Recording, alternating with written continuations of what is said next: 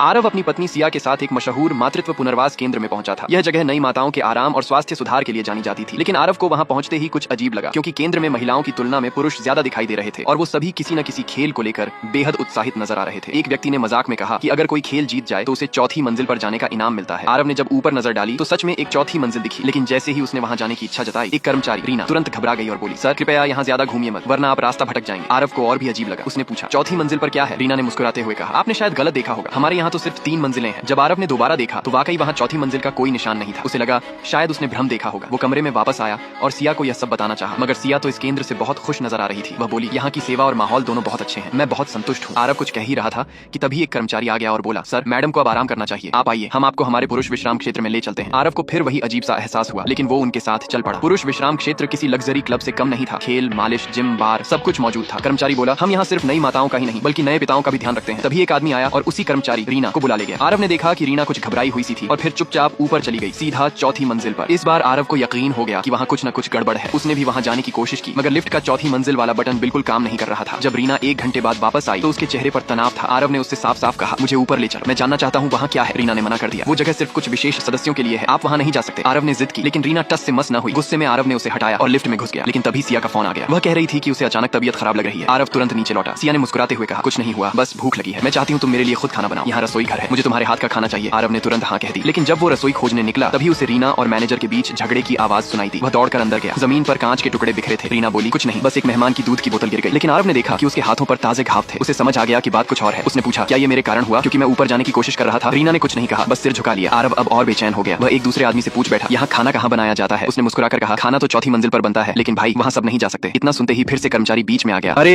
कुछ नहीं सर, वो मजाक कर रहा था। अब आरव ने ठान लिया कि चाहे जो हो जाए वो चौथी मंजिल तक पहुंचेगा। वह सीढ़ियों से ऊपर जाने लगा, लेकिन आधे रास्ते पर ही रीना फिर से सामने आ गई। वह बोली, आप वहाँ नहीं जा सकते, जो ऊपर जाता है वो वापस नहीं आता। आरव ने कहा, मैं सिर्फ अपनी पत्नी के लिए खाना बनाने जा रहा हूँ। रीना ने जल्दी से कहा, मैं उसे बाहर से खाना मंगवा देती हूँ, आप बस नीचे जाइए। लेकिन जैसे ही उसने फोन उठाया, आरव ने मौका पाकर सीढ़ियां चढ़ना शुरू कर दिया। जैसे ही वो मुड़कर ऊपर पहुंचा, उसकी नजरें किसी पर पड़ी और जो उसने देखा वो उसकी जिंदगी हमेशा के लिए बदल देने वाला था। कहानी यहीं पर सस्पेंस के साथ समाप्त होती है। क्या आप चाहेंगे कि मैं इसका आगे का भाग पार्ट 2